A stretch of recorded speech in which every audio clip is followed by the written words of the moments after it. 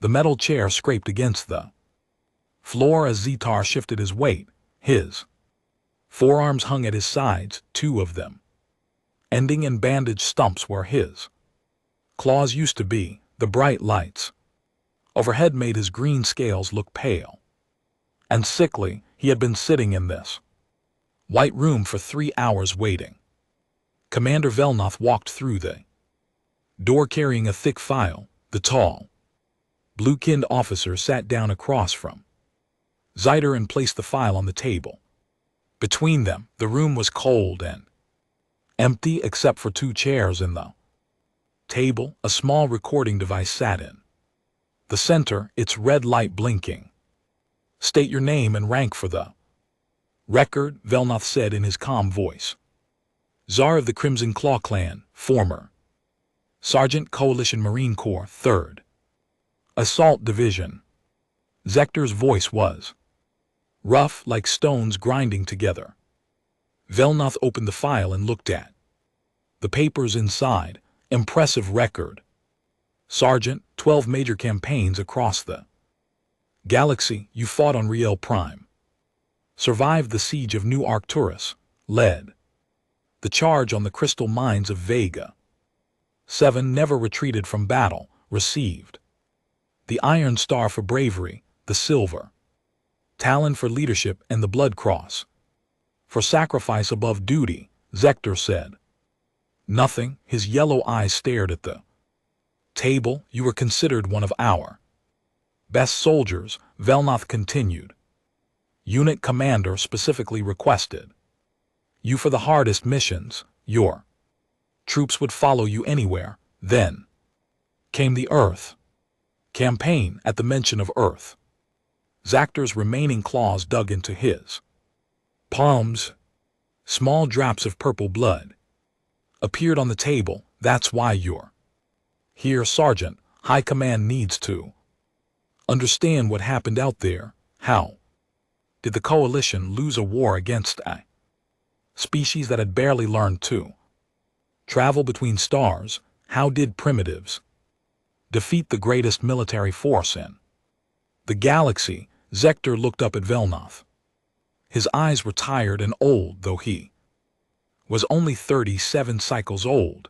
"You want to know about the humans?" "Yes, you want to know why half my unit is dead and the other half is in mental hospitals?" "Yes." Zeiter leaned back in his chair. "Then you better get more recording devices. This is going to take a while." Velnoth pressed a button on his communicator. "Bring in extra recording equipment and some water for the sergeant." He looked back at Zetar. "Start from the beginning. Tell me about first contact with Earth." Zector closed his eyes. When he opened them again, they seemed to be looking at something far away. It was supposed to be easy, just another primitive world to add to the Coalition. The humans had only just figured out how to build faster than light ships. Their weapons were basic.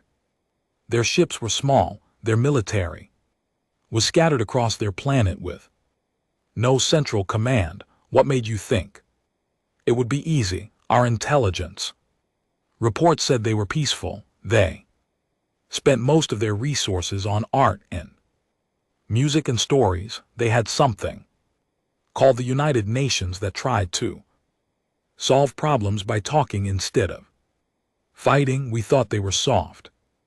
Belnorth made notes on his data pad. "When did you first realize you were wrong?" Zector's laugh was bitter and short. "The first battle, we sent 3 destroyer squadrons to their moon to set up a base. Simple operation: land, build, send a message to Earth telling them they were now part of the Coalition. Should have taken 6 hours. What happened?" Captain Lisa Hayes. "Happened?" Czar stood up and walked to the wall. He pressed his forehead against the cold metal. She was commanding small human patrol ship, old design, probably built 20 years before the war. Her ship was smaller than one of our Landing shuttles, she should have run.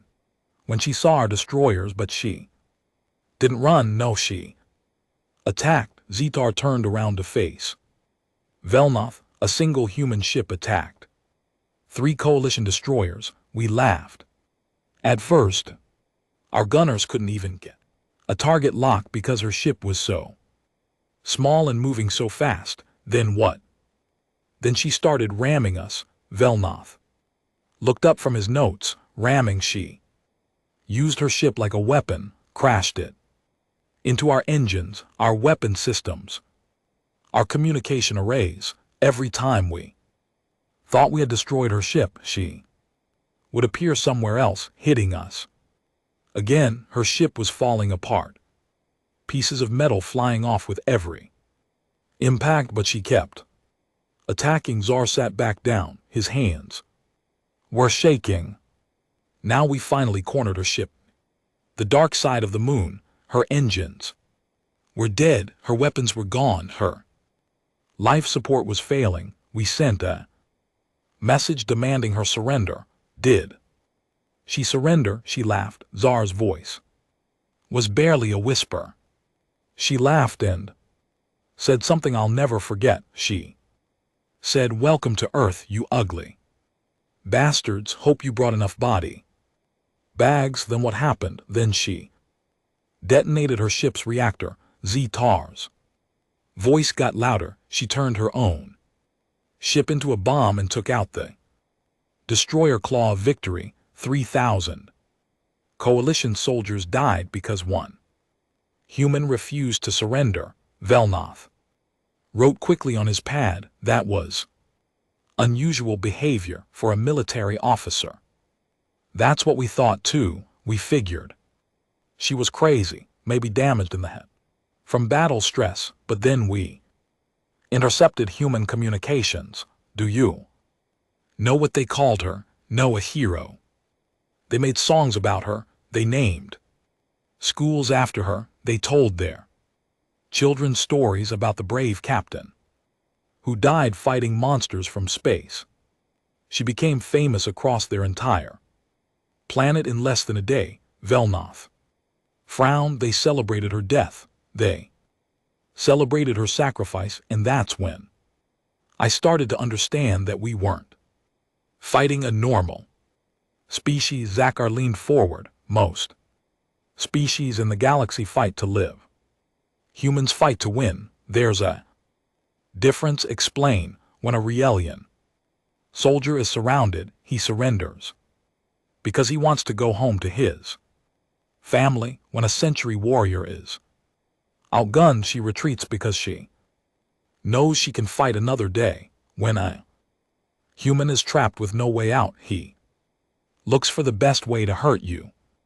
Before he dies, Velnoth set down his pen. That seems inefficient. That's what we thought. Our war college teaches that the goal of combat is to achieve objectives with minimum casualties. Preserve your forces, control territory, negotiate from a position of strength. Basic military doctrine used by every civilized species in the galaxy. But humans are different. Humans don't care about minimum casualties if the casualties are their own. They care about maximum damage to the enemy. Captain Hayes could have surrendered and been treated well as a prisoner. Instead, she chose to die and take 3,000 of our soldiers with her. From a tactical standpoint, it made no sense. But it worked. It worked better than any conventional tactic could have. News of her attack spread through the human communication networks. Every human in their solar system knew that one of their captains had killed 3,000 coalition soldiers before dying. It changed everything. Zector stood up again and began pacing around the small room. Suddenly, human ships stopped running from our fleets. They started attacking instead, not trying to win, just trying to hurt us as much as possible. Before they died, Our casualty. Reports went from dozens per battle to thousands. High Command must have been concerned.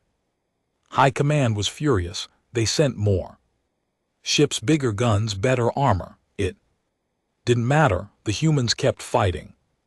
The same way, ramming attacks, suicide runs, booby-trapped wreckage. Every human ship that died took coalition vessels with it. Velnoth looked at his notes. When did you realize this wasn't just space combat tactics? When did you understand it was something deeper?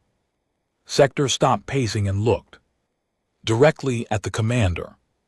When we landed on Earth and met the ground forces, when I saw what humans do when they're fighting for their home planet. We'll get to the ground war in the next session. For now, I need to understand the space battles. How many ships did the coalition lose in the first month? 47 major vessels, 12 destroyers, 8 cruisers, 3 dreadnoughts, and 24 support ships. We lost more ships in the first month fighting humans than we lost in the previous 5 years fighting everyone else combined, and human losses, nearly their entire fleet, maybe 200 ships total, most of them converted civilian vessels with weapons bolted on. They should have been target practice for our gunners, but they weren't. No, they weren't. Sector sat down heavily. Every human ship fought like Captain Hayes. Every single one. They turned their cargo holds into bombs, their passenger compartments into missile tubes, their life support systems into chemical weapons. They fought like every battle was their last battle, because for many of them it was. That's just it, Commander. They knew they were going to die. They planned on dying. They made videos for their families before each battle, said goodbye to their children, wrote letters to be delivered after their deaths, but they still fought. Velnoth closed the file. We'll continue tomorrow, Sergeant. Get some rest. Sector shook his head. I don't rest anymore, sir. Every time I close my eyes, I hear them singing human battle songs they would sing while they died, even as their ships broke apart, even as the vacuum of space pulled them into the dark. They would sing on their communication channels songs about their planet, their families, their determination to make us pay for every mile of space we took. Zetar walked toward the door, then stopped. Commander, do you know why I requested this debriefing? Standard procedure after major campaigns. Commander Velnoth entered the interrogation room carrying 2 cups of hot tea. He placed one in front of Zetar and sat down with the other. The recording device was already running, its red light steady and bright. You mentioned ground forces yesterday, Velnoth said. Tell me about the invasion of Earth itself. Zector wrapped his remaining claws around the warm cup. Steam rose from the dark liquid, but he didn't drink. High Command was angry about the ship losses. They decided to bypass the human fleet and attack the planet directly. Fast strike, capture the major cities, force a surrender. Standard invasion doctrine. How many troops did the coalition commit? 2 million soldiers from 12 different species, the largest invasion force in coalition history. We had enough firepower to level a continent. Zakar finally took a sip of tea. General Krixt was in command. He had conquered 47 worlds without losing a single major battle. Where did you land? Multiple locations across the planet. I was with the 7th Strike Force assigned to a place the humans call the American Midwest. Intelligence said it was farmland. mostly empty, populated by people who grew food for the cities, should have been the easiest target Velnoth made. Notes, but it wasn't easy, nothing about fighting humans was ever easy. Tsar sat down his cup. We landed in something called Nebraska. Wide open spaces, small towns scattered. Farms, perfect landing zone for our heavy equipment, no major military bases, no fortifications, no apparent defenses. What went wrong? Everything. Zakar stood up and walked to the wall. The first sign of trouble came when our scouts reported that the farms were empty, no humans, no animals, no vehicles, just empty buildings and empty fields they had evacuated. That's what we thought. General Krixt ordered us to secure the area and establish a forward base. We moved in with full confidence, expecting to set up operations and then push toward the cities. Zitar turned to face north. The attack started 3 hours after we landed. Small groups of humans, maybe 5 or 6 at a time, hitting our supply convoys and disappearing. They used weapons we had never seen before. Things that looked like farm equipment, but fired explosive rounds, improvised weapons, improvised everything. They turned their farming machines into tanks, their grain silos into artillery positions, their underground storage areas into bunkers. Every innocent-looking building was a fortress. Belneth looked up from his notes. How organized were they? More organized than any military force we had ever faced. They had communication networks hidden in their farming equipment. They had supply caches buried in their fields. They had mapped every road, every hill, every building for maximum defensive advantage. Zakar began pacing again, but the worst part wasn't their preparation, it was their attitude. These weren't soldiers, Commander, they were farmers and shopkeepers and teachers, civilians who had never seen combat before the war started, yet they fought like veterans.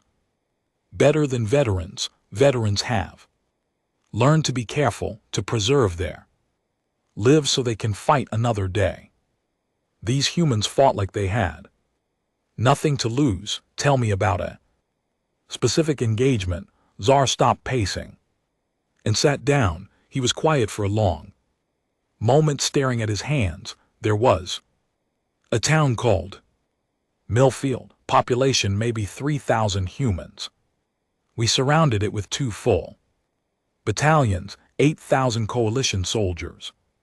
Standard procedure was to demand surrender, then occupy the town and use it as a base. Did they surrender? They laughed at us, broadcast our surrender demand on their local communication network so everyone could hear it. Then they sent back their own message. What did they say? Come and take it. Zitar's voice was barely audible. 3,000 humans telling 8,000 coalition soldiers to come and take their town. Belnoth wrote quickly. What happened next? We attacked at dawn, full assault, air support, artillery bombardment. The work should have been over in an hour. Zektor took another sip of tea. 6 days later we finally took the town. Do you know what our casualties were? Tell me. 4,000 dead, 3,000 wounded.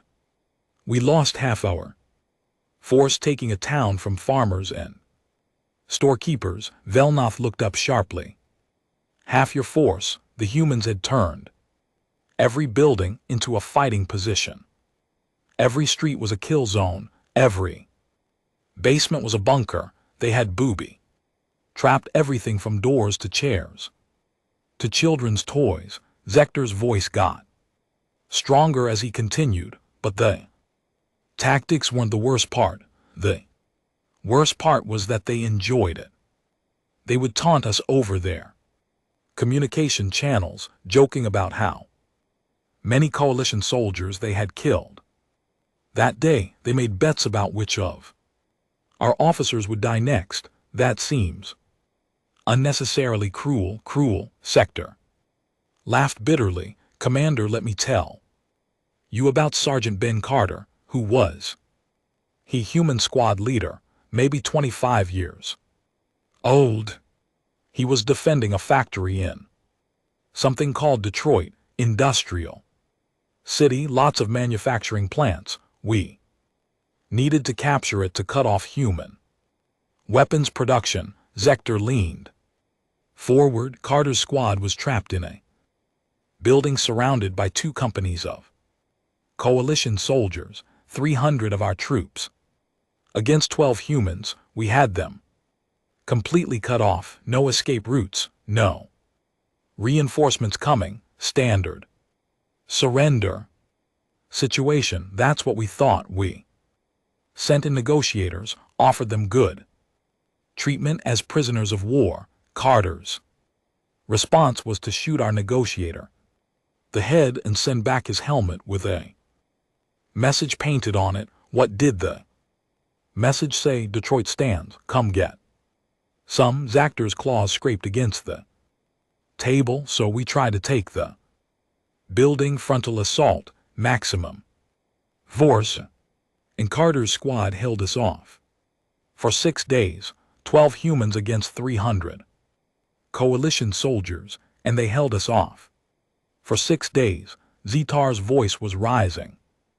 They had turned the building into a maze of traps and ambush points. Every room was a battlefield. Every doorway could hide death. How did they have enough ammunition? They didn't. By the 3rd day, they were using our own weapons against us. Every coalition soldier they killed, they took his rifle, his grenades, his equipment. They were better supplied at the end of the battle than at the beginning. Velnoth was writing frantically. How did it end?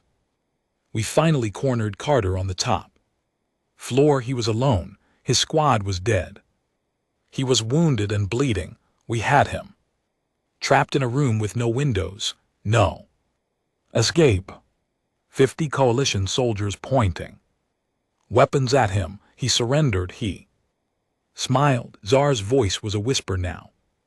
He looked at 50 armed soldiers and smiled. Then he said something I'll never forget. What he said: thanks for bunching up. This is going to be fun. Czar covered his face with his hands. Then he detonated the explosives he had strapped to his body. He killed himself. He killed himself and 37 coalition soldiers. He had turned himself into a weapon. Zetar looked up at Velnoth. Do you understand what that means, Commander? He planned to die. He wanted to die as long as he could take as many of us with him as possible. That's not rational behavior. Rational. Zactor stood up again. Nothing about humans was rational. After Carter died, other human units started doing the same thing. Suicide attacks became standard human tactics. They would strap explosives to their bodies and run into our formations. They would booby trap their own wounded soldiers. They would surrender just to get close enough to detonate hidden weapons. How did your troops react?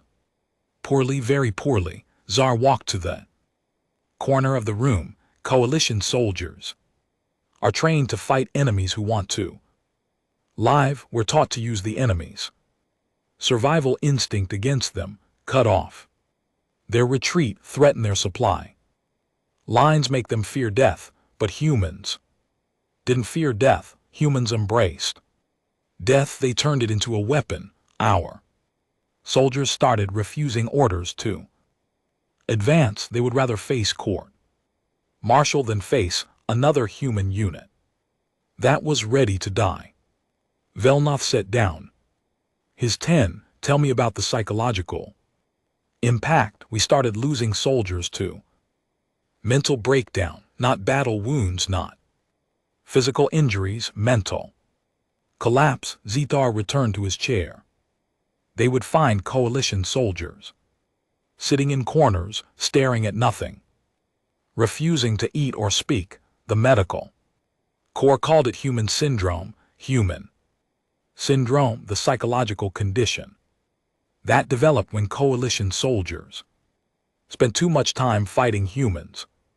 Symptoms included paranoia, inability to sleep, and complete loss of will to fight. Tsar drank more tea. At first, command thought it was cowardice. They court-martialed several soldiers for refusing to fight. What changed their minds when it started happening to officers?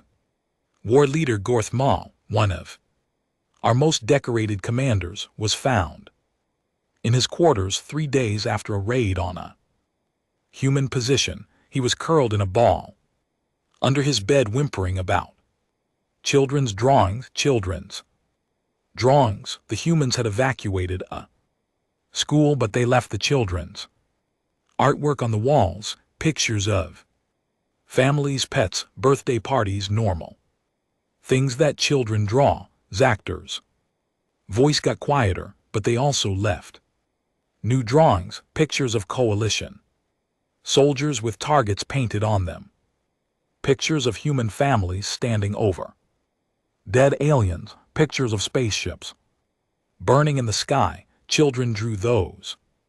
6- and 7-year-old humans, they drew pictures of killing coalition soldiers, like other children might draw pictures of flowers or animals.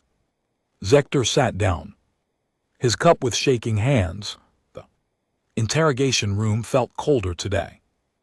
Commander Velnoth had arrived early and was reviewing his notes when Zetar entered. The alien veteran looked worse than before. His scales had lost more color and dark circles surrounded his yellow eyes. Sit down, Sergeant, Velnoth said softly. Are you ready to continue? Zaktor took his usual chair and stared at the table. I dreamed about them again last night. The children. They were singing that song. What song? You'll understand when I tell you about New Geneva. Tsar's voice was flat and emotionless. It was a human colony world, about 40 light years from Earth. Agricultural settlement, maybe 50,000 people total. Families, mostly people who had left Earth to start farms on a new world. Velnoth activated the recording device. When did the coalition attack New Geneva? 3rd month of the war. High Command thought it would be easy. Cut off from Earth. No military installations, mostly civilians. We sent one division, about 12,000 troops. Who was in command? General Thaxmore. Good officer, experienced in colony suppression. He had taken 17 worlds without major casualties. Tsar finally looked up. He expected to land, except surrender and establish a base for further operations in human space, but that's not what happened. The humans had been preparing. Tsar's claws drummed against the table. They knew we were coming. Every family had been organized into resistance cells. Every farm had been turned into a fortress. Every child had been trained to fight. Velnoth stopped writing. Children, how young? The youngest fighter we captured was 8 years old. Her name was Katie Walsh. She was carrying homemade explosives in her school backpack. Zaktor's voice cracked. 8 years old, Commander. She barely came up to my waist. What happened to her? She tried to blow up our command post. Would have succeeded too if one of our scanners hadn't detected the explosives. Zektor leaned back in his chair. When we disarmed the device, she started crying. Not because she was caught, but because she had failed to kill us, Velnoth said. Down his pen. How were human children involved in combat operations? They weren't just involved. They were leading operations. Resistance on New Geneva was organized by Colonel Susan Baker, former Earth military. But the actual fighting was done by family units, parents, children, grandparents, all working together.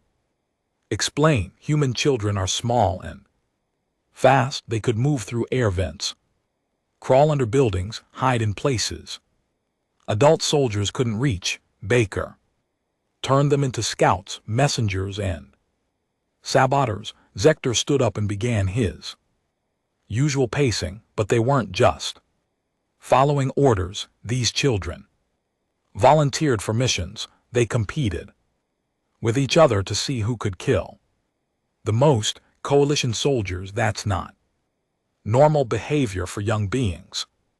Nothing about human young is normal. Zector stopped pacing and faced Velnoth. Most species protect their children, keep them away from danger.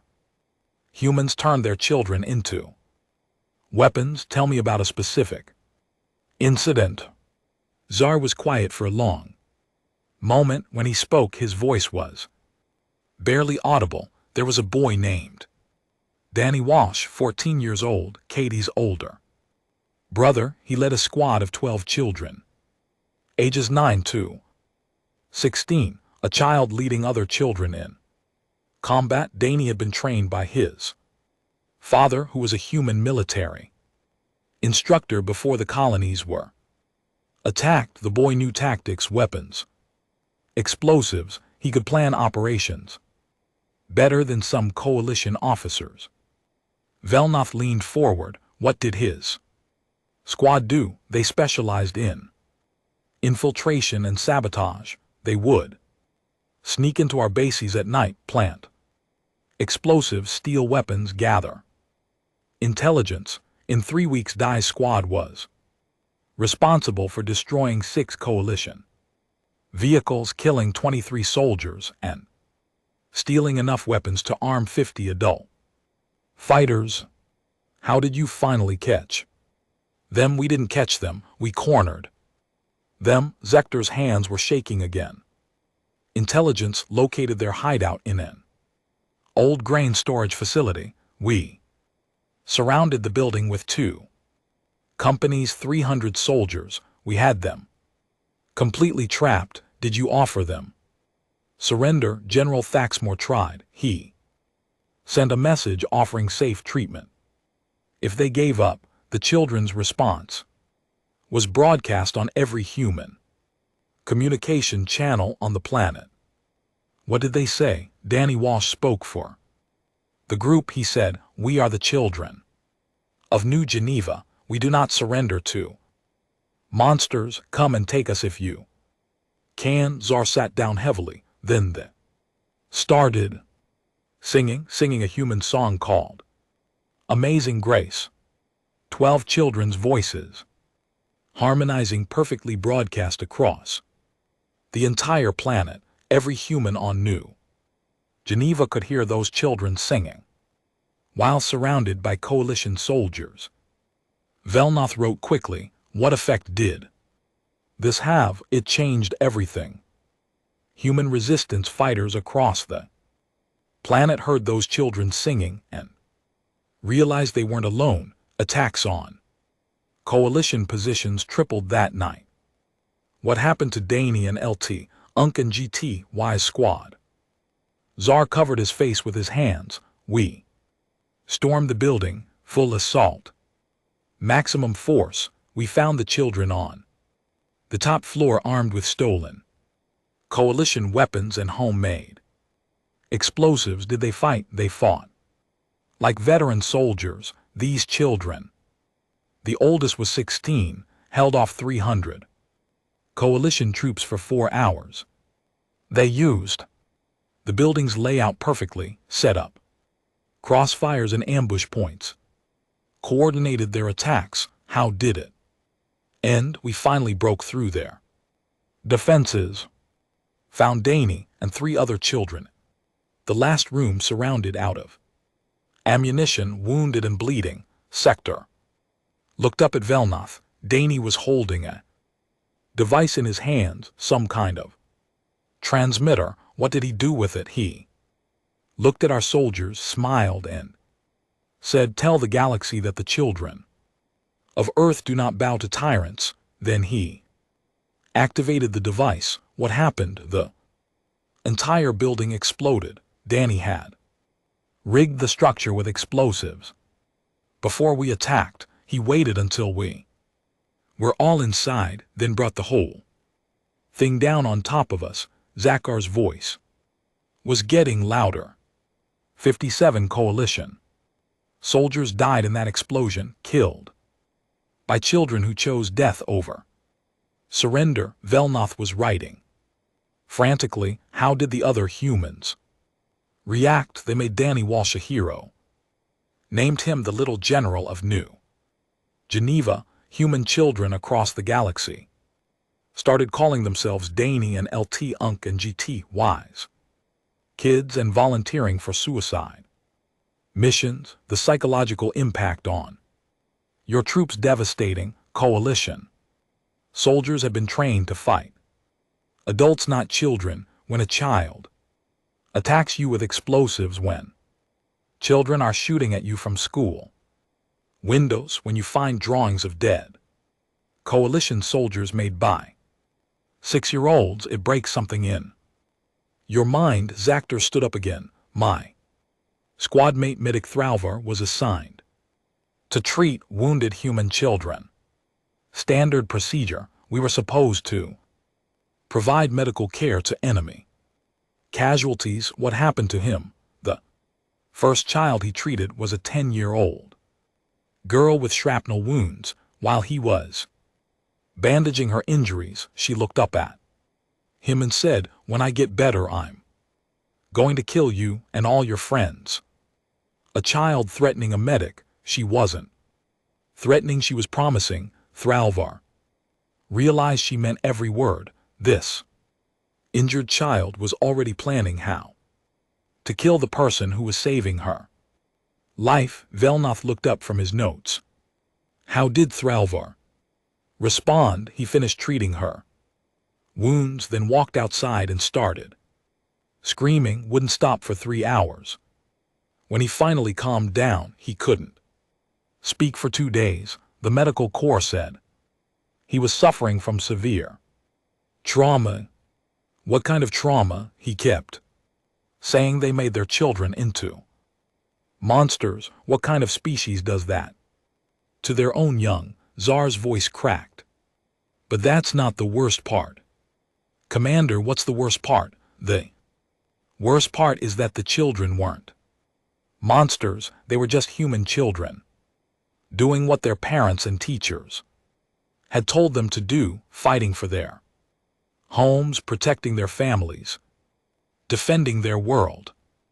Zakher walked to the wall and pressed his forehead against the cold metal. We realized that humans had done something no other species in the galaxy had ever done. They had turned their entire population into soldiers, not just the adults, not just the military, but everyone, children, elderly, disabled.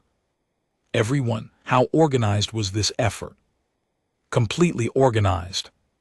Every human settlement had schools that taught children to fight. Every family had emergency plans that included combat roles for everyone. Every child over the age of 6 knew how to use weapons, make explosives, and conduct guerrilla warfare. The coalition had no experience with this. No species in the Yo galaxy make soldiers out of their children. It's considered barbaric, univilized. But humans didn't care about civilization when their worlds were being attacked. Velnath closed his notebook. How did this affect coalition strategy? It made conquest impossible. You can't control a population when Every child is a potential assassin. You can't establish safe zones when schools are weapons factories. You can't trust civilians when 8-year-olds are carrying bombs. Zactor turned around.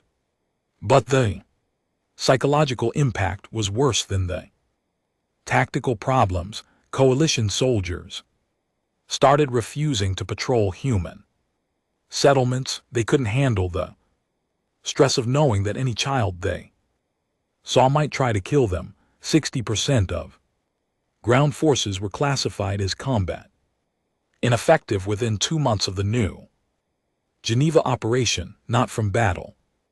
Injuries from mental trauma caused by fighting children. Commander Velnoth found Zir already sitting in the interrogation room when he arrived.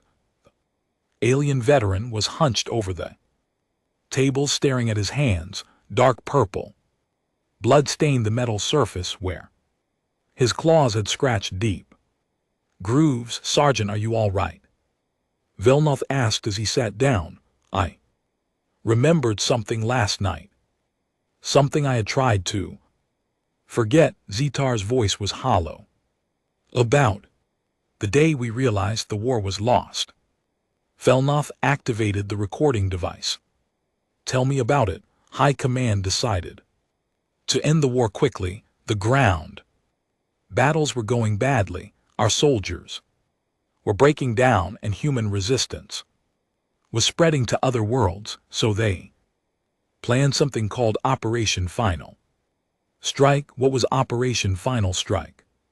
Simultaneous orbital bombardment of Earth's major population centers: New York, London, Tokyo, Beijing, Moscow, and 12 other cities. The plan was to kill 50 million humans in one day and force immediate surrender. Velnoth wrote quickly. A terror bombing campaign. More than that, it was designed to break human morale completely, show them that resistance was useless, that the coalition could kill their civilians whenever we wanted. Zar looked up with tired eyes. High Command thought that losing their biggest cities would make the humans give up, but the humans had other plans. The humans had Admiral Pete Collins. Zar's claws scraped against the table. Again, he was their naval commander. The Pacific region. For the first year of the war, he had been studying our tactics, learning how we fought, finding our weaknesses. What did he discover? He discovered that coalition forces were not prepared for total warfare. We expected enemies to fight according to rules, to preserve their civilian populations, to seek negotiated settlements when facing overwhelming force. Zitar stood up and began pacing.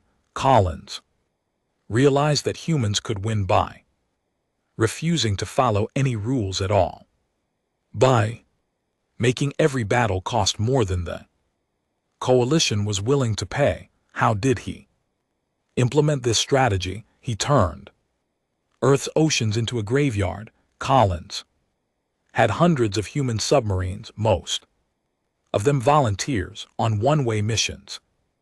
They began hunting coalition ships with tactics that defied every principle of naval warfare. Explain. Traditional submarine warfare involves stealth attacks, hit and run tactics, preserving your vessel for future operations. Collins threw all of that away. His submarines were instructed to ram coalition ships underwater, to use their hulls as weapons, to sacrifice themselves for maximum damage. Velnoth looked up from his notes. Suicide attacks at sea. Captain Rick Stone was typical of Collins's submarine commanders. His boat was called the USS Portland, an old attack submarine with a crew of 90 humans. Stone had been fishing boat captain before the war. No formal military training. What made him dangerous? He understood something that Coalition naval officers didn't, Stone, realized that a submarine was just a torpedo with people inside. Instead of launching weapons at coalition ships, he turned his entire submarine into a weapon. Zactor stopped pacing and faced Velnoth. Stone's first attack was against the coalition cruiser Talon of Might. Instead of firing torpedoes from a distance, he surfaced his submarine directly under the cruiser and detonated his entire torpedo room. He destroyed his own vessel. He destroyed his own vessel in the cruiser. 3,000 coalition sailors died because one human captain refused to fight a conventional battle. Tsar's voice was getting louder, but that's not the worst part. What's the worst part? Before Stone died, he broadcast a message on all coalition frequencies. Every ship in the fleet heard him laughing as his submarine exploded. Laughing commander, he was enjoying his own death as long as he could take us with him. How did other submarine commanders react? They started copying Stone's tactics. Collins had turned the entire human submarine fleet into guided missiles with human crews. They would surface in the middle of coalition formations, ram our ships, board our vessels through underwater airlocks, anything to cause maximum damage. Before dying, Velnoth set down his pen. What was the psychological impact? Coalition naval crews started refusing to enter Earth's oceans.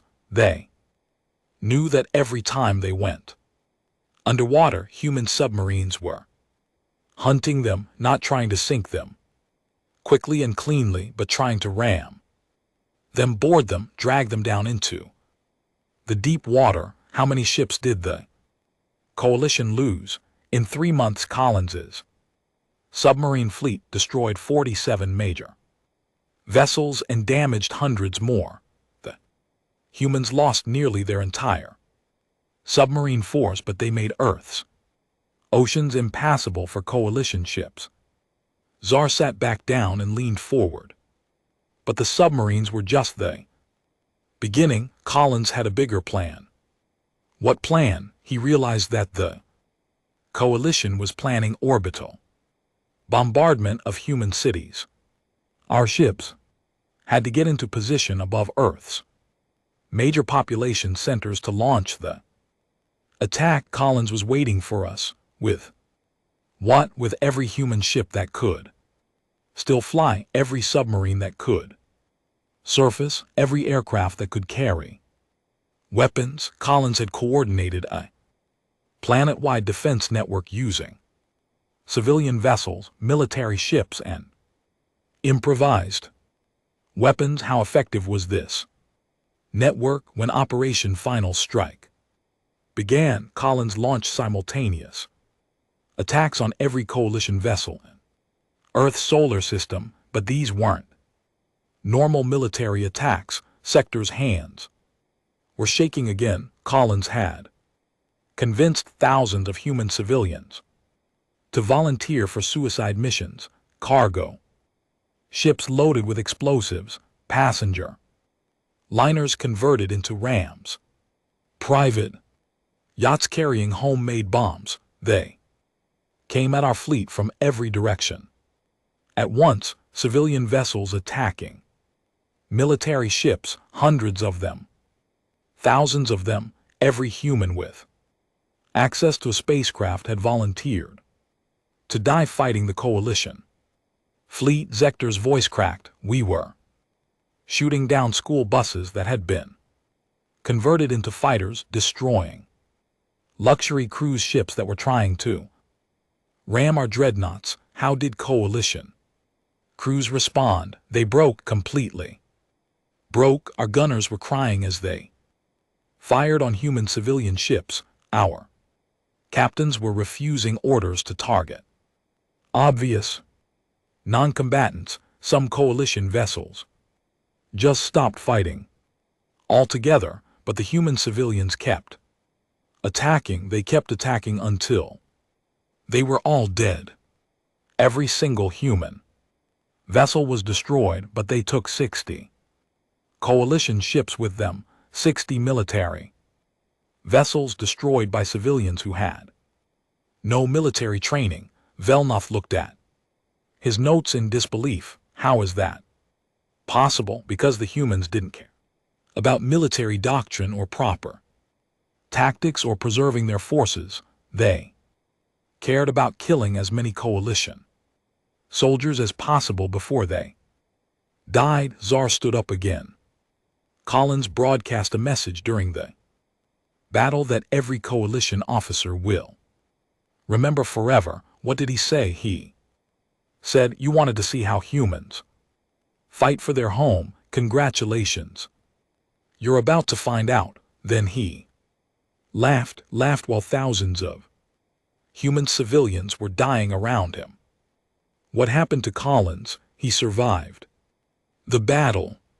His command ship was one of the few human vessels that wasn't destroyed. After the fighting ended, he sent one final message to the coalition fleet. What message? He said, "Today you learned what happens when you threaten human civilians. Tomorrow will show you what happens when humans go hunting."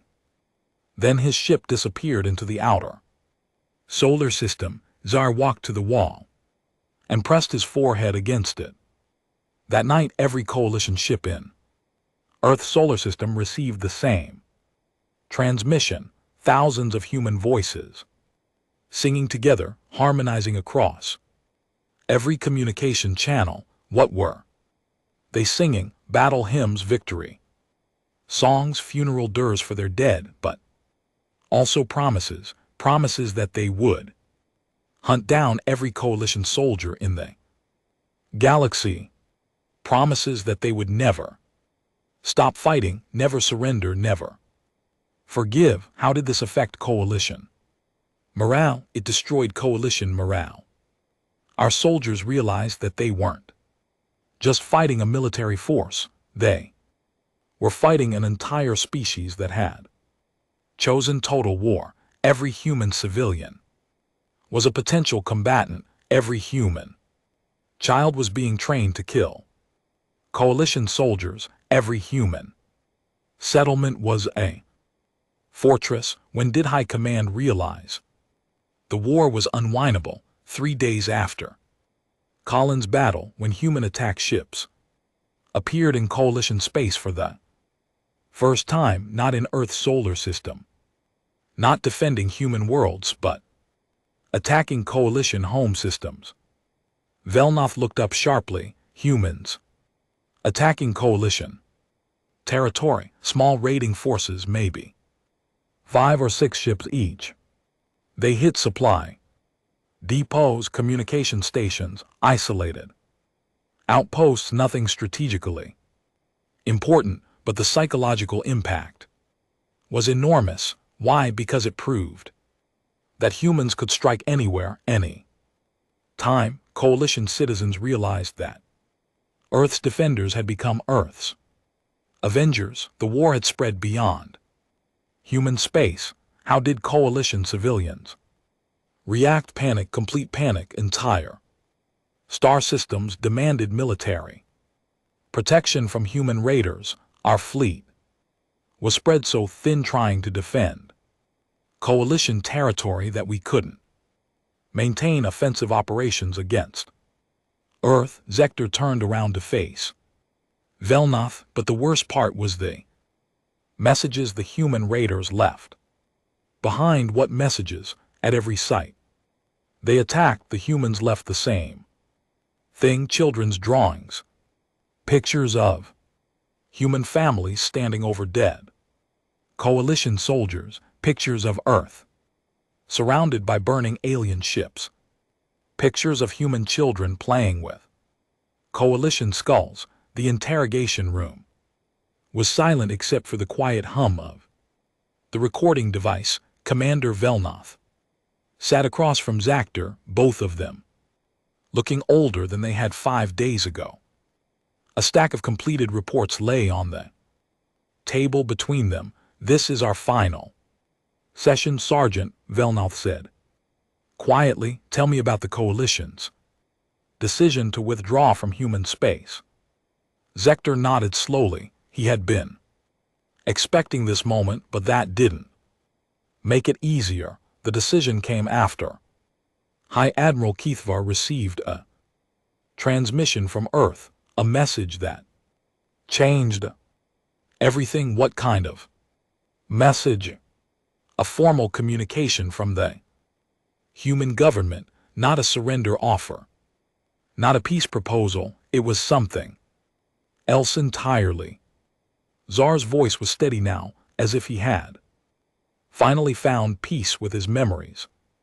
The message was delivered by General Nathan Brooks, the human military representative. "What did General Brooks say?" He said, "Greetings to the Galactic Coalition. We understand you have been studying our species during this conflict. We thought you might be interested in some additional information about humanity." Velnoth wrote carefully. "What kind of information?" "A complete history of human warfare, every major conflict in their recorded history, every military innovation, every tactical development." Zakar leaned back in his chair.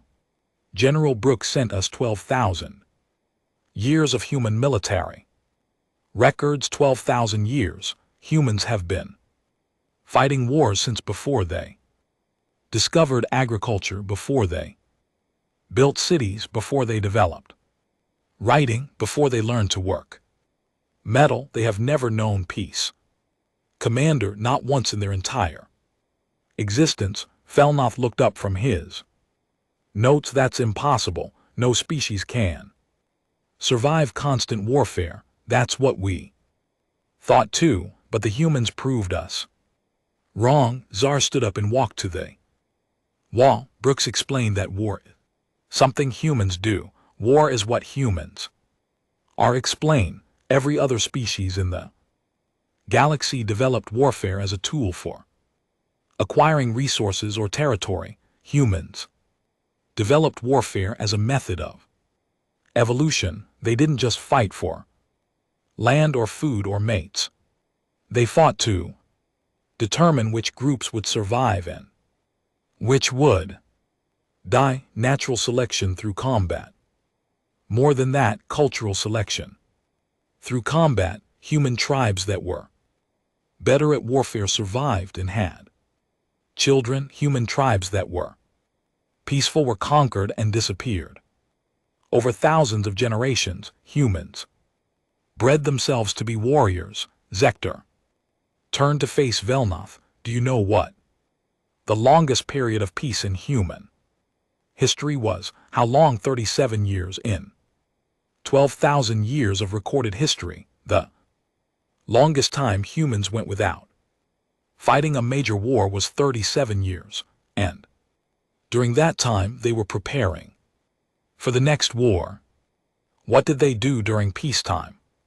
They studied previous wars, developed new weapons, trained their children to fight, and looked for new enemies to battle. Humans don't know how to exist without conflict. They need war the way other species need food or water." Velnoth set down his pen. This was in the message from General Brooks, all of it, plus detailed analysis of human military doctrine, psychological profiles of human soldiers, and strategic assessments of human capabilities. Sector began pacing again. But the most important part was Brooks' conclusion. "What conclusion?" he said. "That everything the Coalition had seen so far was humans fighting defensively, protecting their homes, defending their families, reacting to Coalition aggression." He said, "We hadn't seen what humans were capable of when they went on the attack, a threat, a promise." Brooks said that if the Coalition continued the war, humans would stop defending and start conquering. He said we had two choices: withdraw from human space immediately or face the full military might of a species that had spent 12,000 years perfecting the art of war. How did High Command respond? High Admiral HFY called an emergency session of the War Council. Every senior coalition officer, every military strategist, every xenoanthropologist in the fleet. Zactor stopped pacing. They spent 3 days analyzing Brooks's data. What did they discover? They discovered that humans had been holding back during our war. Everything we had seen, all the tactics that had broken coalition morale, all the strategies that had cost us hundreds of ships and thousands of soldiers, that was humans fighting with restraint. Velnoth looked confused. Restraint. Humans had been trying to minimize their own casualties while maximizing ours. They were fighting a defensive war with limited resources against a superior enemy, but their history showed what they could do with unlimited resources and aggressive intentions, such as human military. History includes something called total war, the complete mobilization of an entire civilization for the purpose of destroying an enemy, every human, every resource, every piece of technology, dedicated to warfare until the enemy is completely eliminated. Zactor sat back down. The coalition analysts realized that humans had never used total war tactics against us. They had been fighting to defend their territory, not to destroy the coalition entirely. What would human total war look like? According to their historical records, it would mean the conversion of their entire civilization into a weapon. Every human world becomes a military base. Every human citizen becomes a soldier. Every human resource is directed toward building weapons and ships and bombs. That seems inefficient. It's not about efficiency, Commander. It's about complete victory. Human total war doesn't end when the enemy surrenders. It ends when the enemy no longer exists as a threat, Belneth wrote. Frantically, General Brooks threatened to exterminate the coalition. He didn't threaten anything. He simply explained what would happen if the war continued.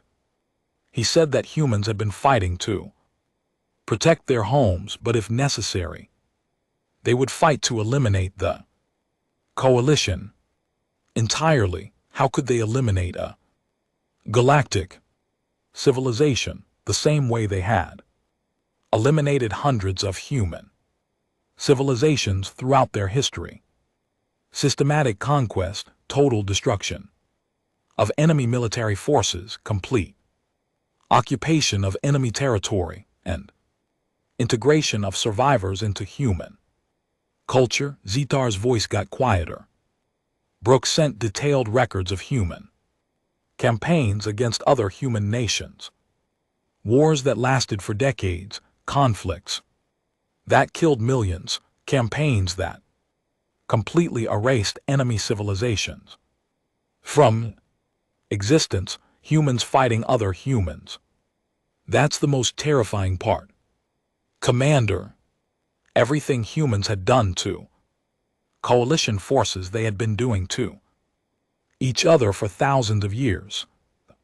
Tactics that broke our soldiers' minds, the strategies that destroyed our morale, the weapons that seemed impossible to counter, all of that was standard human warfare. They had been practicing on each other for 12,000 years. Every generation of humans had learned warfare by fighting other humans. Every military innovation had been tested in human versus human combat. Every psychological weapon had been perfected through human civil wars.